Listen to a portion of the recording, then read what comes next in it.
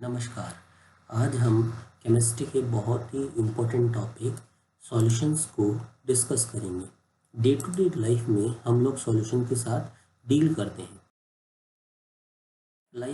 Daily life में हमारे पास ऐसे बहुत कम इंस्टेंसेस ऐसे होते हैं जिसमें हम लोग प्योर सब्सटेंस के साथ डील करते हैं। Solution more than one components का एक होमोजीनियस मिक्सचर होता है। होमोजीनियस जो मिक्सचर्स होते हैं उनको हम लोग इजीली सेपरेट्स नहीं कर सकते हैं। होमोजीनियस मिक्सचर का जो कंपोजिशन और प्रॉपर्टी होता है वो through out the solution same होता है। यानी जैसे हम लोग चाय पीते हैं तो जो हमारा एक कप चाय का है, अगर उस एक कप चाय के हम लोग बहुत अलग अलग पार्ट्स में उसको डिवाइड कर दें तो जितने भी पार्ट्स हम लोग बनाएंगे उन सब का colour, taste, physical property, chemical property सब कैसा होगा? सेम होगा। मतलब जो चाय हम लोग पी रहे हैं वो कैसा मिक्सचर हो गया है? होमोजेनियस मिक्सचर हो गया है। सॉल्यूशन में जो कंपोनेंट सबसे ज़्यादा क्वांटिटी में प्रेजेंट होता है उसे हम लोग कहते हैं सॉल्वेंट। और सॉल्वेंट के अलावा जितने भी कंपोनेंट हमारे पास रह गए उनको हम लोग बोलते हैं सॉल्यूट्स। तो किसी भी सॉल्यूशन में एक से ज़्यादा सॉल्यूट पॉसिबल हो सकते हैं। जैसे एयर में नाइट्रोजन हमारा सॉल्वेंट है, except nitrogen all other components are solute.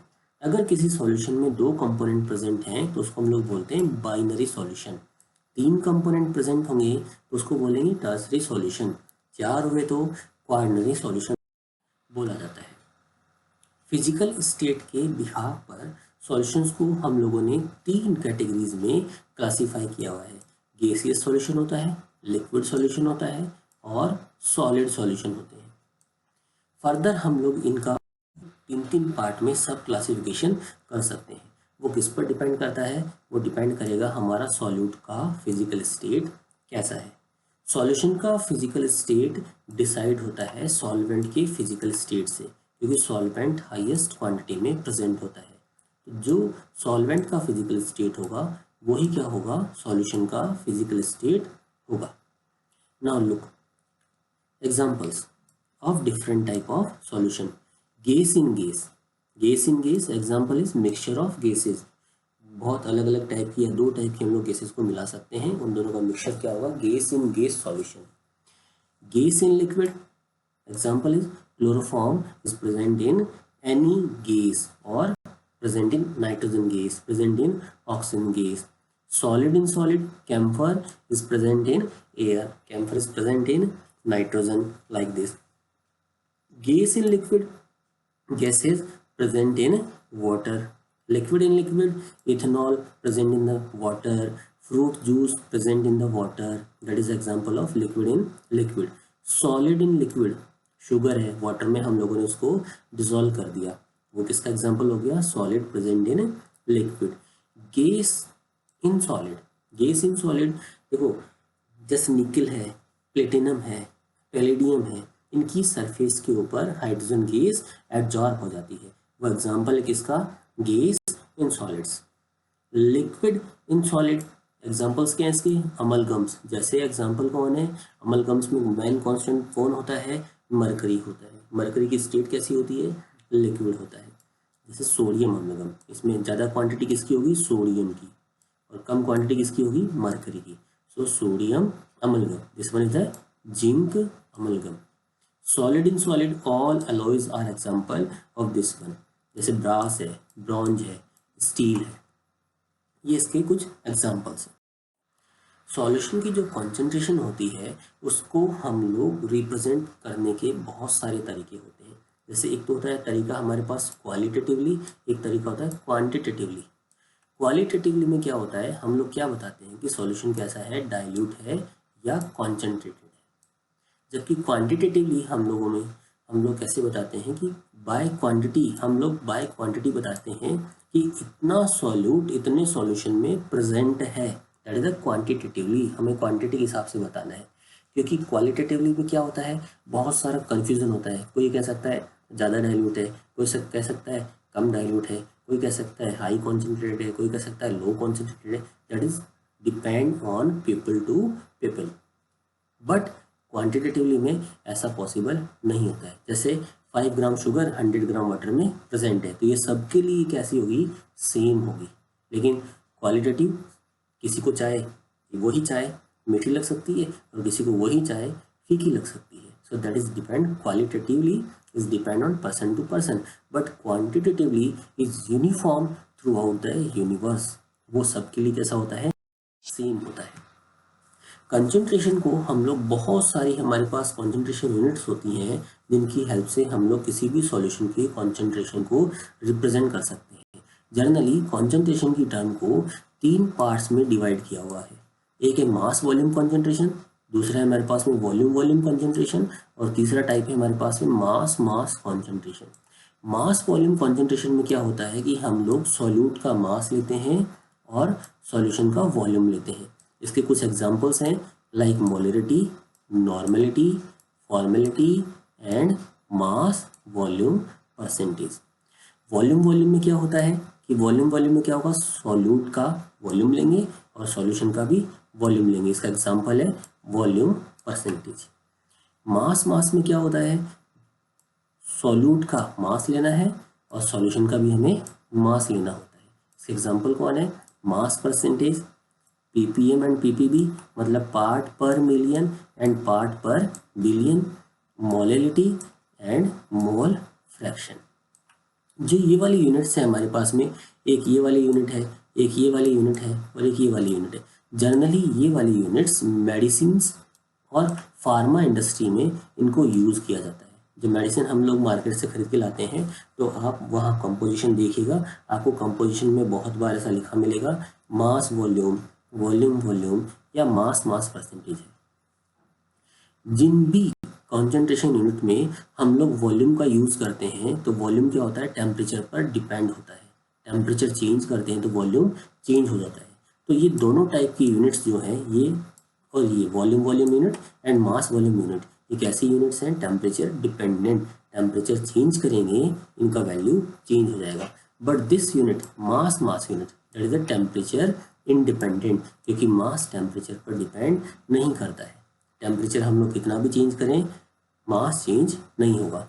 So these are temperature independent. One by one हम देखते हैं इन कॉन्सेंट्रेशन यूनिट को। First the molarity. मोलरिटी का मीनिंग क्या होता है कि सॉल्यूट का कितना मोल प्रेजेंट है 1 लीटर सॉल्यूशन में। The mass, the number of the moles of solute present in 1 litre of solution. Formula क्या है इसको फाइंड आउट करने के लिए, moles of solute divided by volume of solution. Further अगर हम लोग उसको मॉडिफाई करें और फॉर्मूले को, कि मोल्स ऑफ सॉल्यूट कैसे निकालेंगे, mass of solute bye molar mass of solute into volume solution in ml into 1000। अगर हम लोग यहाँ सॉल्यूशन का ml यूज़ करते हैं तो हमें 1000 से मल्टीप्लाई करना है।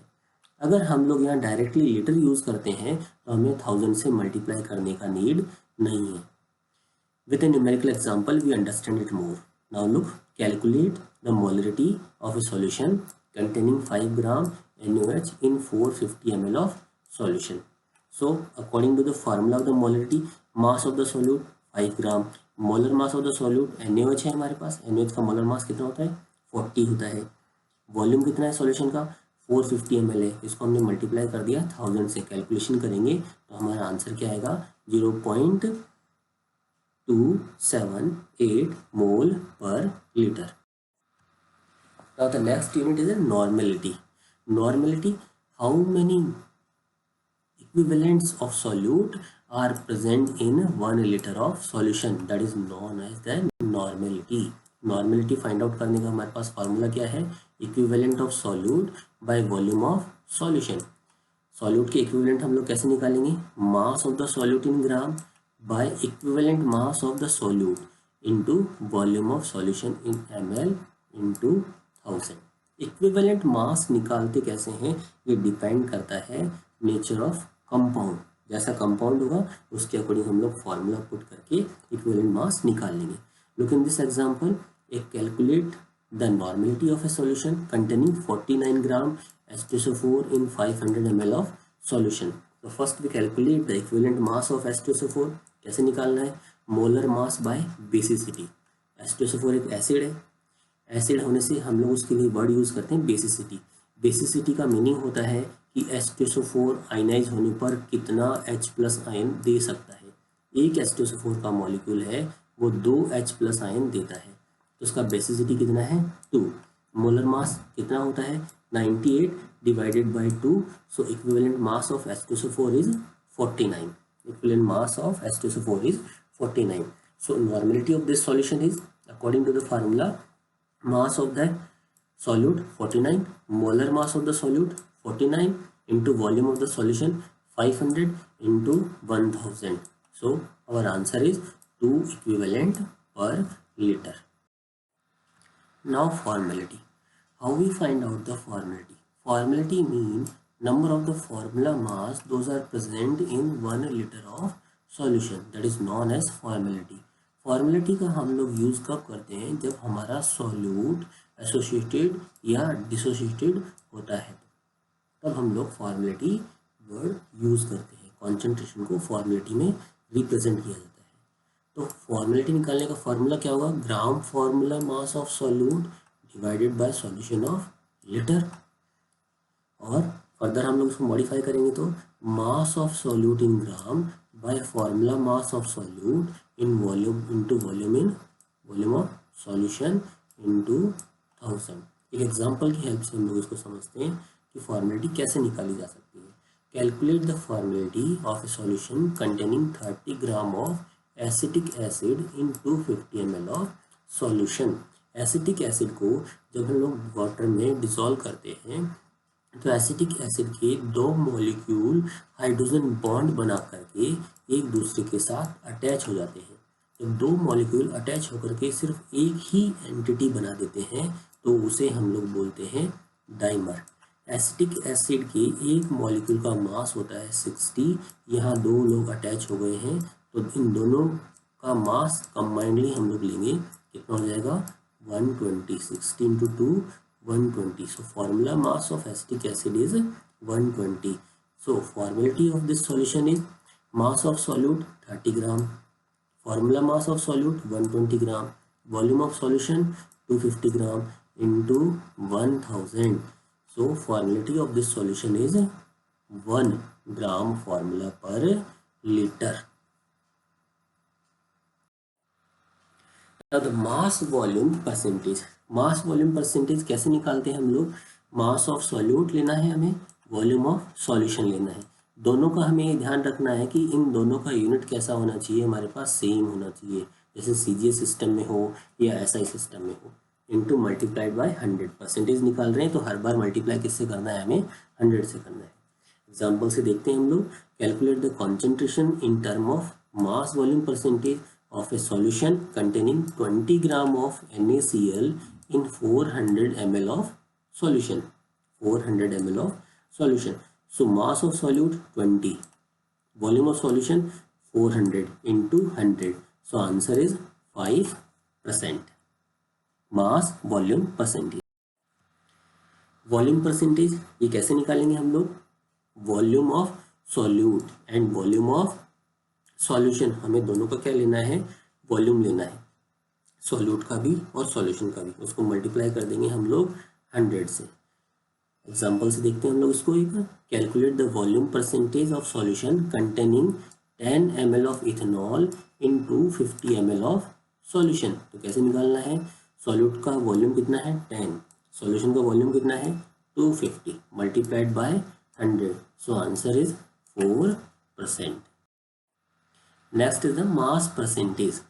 मास परसेंटेज हमें कैसे फाइंड आउट करना है, हमें सॉल्यूट और सॉल्यूशन दोनों का ही मास लेना है, सॉल्यूट का भी मास और सॉल्यूशन का भी mass multiplied by 100। Let see an example, calculate the mass percentage of solution containing 30 gram of sugar in 500 gram of solution. So mass of solute is 30, mass of solution is 500 multiplied by 100, so answer is 6%. So our answer is 6%. जब solute की quantity solution में बहुत कम present होती है तो उसकी concentration को हम ppm या ppb से रिप्रेजेंट करते हैं। पीपीएम क्या होता है? पार्ट पर मिलियन। मिलियन मतलब 10 लाख। 10 लाख पार्ट में से सॉल्यूट कितना पार्ट है? कैसे निकालेंगे हम लोग इसको? मास of solute divided by mass of solution. और 10 लाख का मीनिंग क्या होता है? 10⁻6। ऐसे ही हमारे पास होता है पार्ट पर बिलियन। बिलियन का मीनिंग क्या होता है? 1 अरब। इसको भी निकालने का फार्मूला सेम है, बस 10⁻6 की जगह हम लोग क्या यूज़ करेंगे? 10⁻9। मास of solute in gram bye mass of solution in gram into 10⁻9. With example, we elaborate more it. Look, calculate the concentration of solution in term of ppm and ppb containing 0.06 gram of oxygen in 1000 gram of solution. तो ppm हम लोग कैसे निकालेंगे? Mass of solute 0.006 gram, mass of solution 1000 gram into 10⁻6। Calculation करेंगे, answer कितना आएगा हमारे पास में इसका? 6 ppm। ऐसे ही पीपीबी है, पार्ट पर बिलियन। कैसे निकालेंगे? Mass of solute 0.006 gram, mass of solution 1000 gram into 10⁻9। Our answer is 6000 ppb। देखिए, जब भी पॉल्यूशन होता है, एयर पॉल्यूशन है या वाटर पॉल्यूशन है, तो उसमें हम लोग पॉल्यूटेंट की क्वांटिटी को ppm और ppb में ही represent. Now the next is molality. Molality mean number of the moles of solute present in 1 kilogram of solvent। अब देखिए, ध्यान ये रखना है हमें, हम सिर्फ मोलिलिटी में सॉल्वेंट वर्ड यूज़ कर रहे हैं। अभी तक हमारे पास जितनी भी कॉन्सेंट्रेशन यूनिट थी, सब में हमारे पास क्या आ रहा था? सॉल्यूशन आ रहा था। बस इसी में क्या आता है? सॉल्वेंट आता है। मोलिलिटी निकालने का फॉर्मूला क्या होगा? Mass of solute divided by mass of solvent, और mass of solute in gram by molar mass of solute into mass of solvent into 1000। एक एग्जांपल की हेल्प से हम लोग इसको भी समझेंगे। देखिए, calculate the molality of a solution containing 18 gram of glucose in 500 gram of solvent. So molality of this solution is mass of solute 18 gram, molar mass of solute is 180, mass of solvent is 500 gram into 1000. So answer is 0.2 mole kg is molality of this solution. Next is the mole fraction। अब किसी का भी mole fraction हम लोग देखो कैसे find out करेंगे। जैसे फ्रैक्शन का मीनिंग है क्या? एक भाग। फॉर एग्जांपल, जैसे हमारे पास में एक ही रोटी है, इस रोटी के हम लोगों ने क्या कर दिए? ये 2 पार्ट कर दिए। तो एक साइड वाला पार्ट कितना है? 1/2। दूसरी साइड वाला पार्ट कितना है? वो भी कितना होगा? 1/2 होगा। अगर हम लोग इन दोनों पार्ट का एडिशन करेंगे तो टोटल हमारे पास कितना आएगा? 1 आएगा। तो ऐसे क्या होता है? हमारे पास मोल फ्रैक्शन होता है। मोल फ्रैक्शन में हर कंपोनेंट का हम लोग अलग अलग मोल फ्रैक्शन निकालेंगे। जब सभी कंपोनेंट के मोल फ्रैक्शन का हम लोग एडिशन करेंगे तो हमारा आंसर आएगा 1। मोल फ्रैक्शन का जो एडिशन होता है कंपोनेंट्स का, वो हमेशा कितना होगा? आंसर 1 होगा। हम लोग देखते हैं इसको कैसे फाइंड आउट करते हैं। मोल फ्रैक्शन देखिए कैसे निकालेंगे हम लोग किसी भी कंपोनेंट के। Mole of component and divided by total number of the moles of all the component. Solution में जितने भी कंपोनेंट प्रेजेंट हैं उन सब के मोल्स का हमें टोटल करना है, उससे डिवाइड करना है किसे? मोल ऑफ कंपोनेंट को। लुक, एक एग्जांपल लेते हैं हम लोग। एक बाइनरी सॉल्यूशन का एग्जांपल लिया है, तो उसमें हमारे पास 2 कंपोनेंट प्रेजेंट है। एक कंपोनेंट ए है, दूसरा कंपोनेंट हमारे पास क्या है? बी है। मान लिया कंपोनेंट ए का मोल कितना है? Na। कंपोनेंट बी का मोल कितना है? Nb। फॉर एग्जांपल, मान लिया कि ए का मोल फ्रैक्शन कितना आएगा हमारे पास में? काई ए। बी का होगा काई बी। इसको हम लोग प्रोनाउंस करते हैं chi A and chi B. Total number of the moles, इस सॉल्यूशन की total number of the moles मान लिया कितना है? n का वैल्यू कितना होगा? Mole of A plus mole of B. अब देखिए, मोल ए का मोल फ्रैक्शन हम लोग कैसे निकालेंगे? Mole of A divided by total mole of solution. ऐसे ही हम लोग एक्स बी का मीन काई बी निकालेंगे। काई बी कैसे निकालेंगे? B moles of B by total mole of solution. अगर हम लोग इन दोनों का एडिशन करें, एडिशन ऑफ काई A and chi B, addition of काई ए एंड काई बी। काई ए का वैल्यू कितना है? Na/n। काई बी का वैल्यू कितना है, N B by N is equals to N A plus N B divided by N. N A plus N B, इन दोनों का एडिशन हमारे पास में कितना आएगा, एन आएगा। एन को हम लोग एन से डिवाइड कर देंगे तो कितना बनेगा, 1 आएगा। So this is the 1।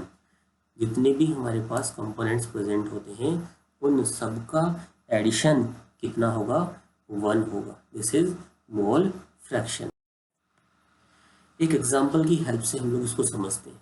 और look this one, calculate the mole fraction of ethylene glycol in a solution containing 20% of ethylene glycol by mass. जब भी देखो परसेंटेज टर्म में हमें कोई क्वांटिटी दे दे तो हमें उस सॉल्यूशन को, उस न्यूमेरिकल को कैसे सॉल्व करना है। मान लेना है कि हमारे पास सॉल्यूशन का मास कितना है, 100 ग्राम।